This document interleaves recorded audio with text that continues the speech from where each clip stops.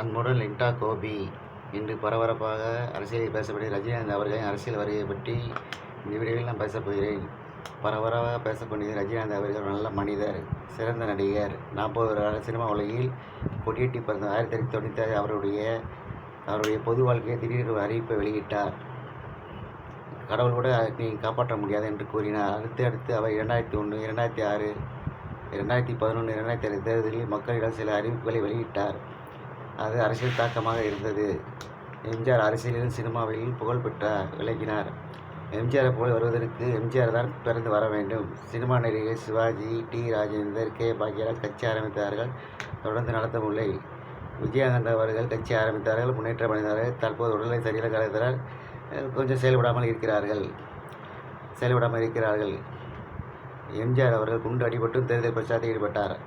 அம்மா ஜெயலலிதா மறைவுக்கு பிறகு ரஜினிகாந்த் அவர்கள் நான் அரசியலுக்கு வருவது உறுதி, கட்சி ஆரம்பிக்க போகிறேன் என்று கூறினார். இங்கு வெற்றிடம் உள்ளது, சிஸ்டம் சரியில்லை என பேசினார். தனது ரசிகர் மன்ற நிர்வாகிகளையும் அழைத்து கட்சி ஆரம்பிப்பதை பற்றி பேசினார். நான் ஆன்மீக அரசியலையும் ஊழலற்ற அரசியலையும் கொண்டு வருவேன் என்று கூறினார். டிசம்பர் 31ஆம் தேதி கட்சி ஆரம்பித்தது பற்றிய அறிவிப்பை வெளியிட என கூறினார். தற்போது டிசம்பர் 25ஆம் தேதி உடல்நிலை சரியில்லாத காரணத்தால் ஆஸ்பத்திரிக்கு சேர்ந்து 24ஆம் தேதி டிஸ்சார்ஜ் செய்யப்பட்டார். இனி என்ன செய்ய போகிறார் என்று கருத்து நிலவியது. இன்று கட்சி நான் தொடங்கப் போகிறேன், அரசியலுக்கு வரமாட்டேன் என்று கூறிவிட்டார். நான் உயிரே போனால் அரசியலுக்கு வருவேன் என்று கூறினார். ஆனால் என்னுடைய ரசிகர்களும் கூட பணிபுரிவர்களும் பாதிக்கப்படக்கூடாது என்பதால் நான் அரசியலை விட்டு விலகிறேன் என்று கூறுகிறார். வரவிருக்கும் தேர்தலில் மக்களுக்கு என்ன செய்ய போகிறார்? ஒன்லி வாய்ஸா அல்லது சுத்தமாக ஒதுங்கப் போகிறார் என்று தெரியவில்லை. பொது வாழ்க்கை என்பது சுயநலத்திற்கு அப்பாற்பட்டது. எம்ஜிஆர், அண்ணா, அம்மா ஜெயலலிதா, ஐயா பெரியார் தனது கடைசி காலம் வரை நோய்வாய்ப்பட்டு மக்களுக்காக தொண்டாற்றினார்கள். இப்போதுள்ள நிலை அதிமுக கூட்டணியா திமுக கூட்டணியா என்பதுதான் போட்டி.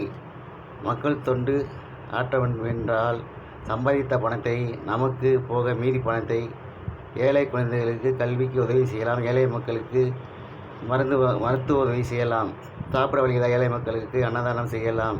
உதவுவதற்கு எத்தனையோ வழிகள் உள்ளது. ரஜினி இனி அரசியலுக்கு வருவார் அவர் மாதிரி எனக்கு தெரியவில்லை.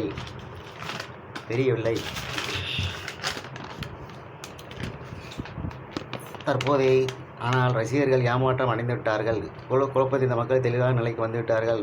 மக்களாகிய நாம் சுயநலமற்ற நல்ல வேட்பாளர்களை தேர்ந்தெடுக்க வேண்டும். ஷேர் பண்ணுங்கள், லைக் பண்ணுங்கள், சப்ஸ்கிரைப் பண்ணுங்கள், கமெண்ட் பண்ணுங்கள். தொடர்ந்து ஆதரவு கொடுங்க. அன்புடன் லிண்டா கோபி. ஓகே.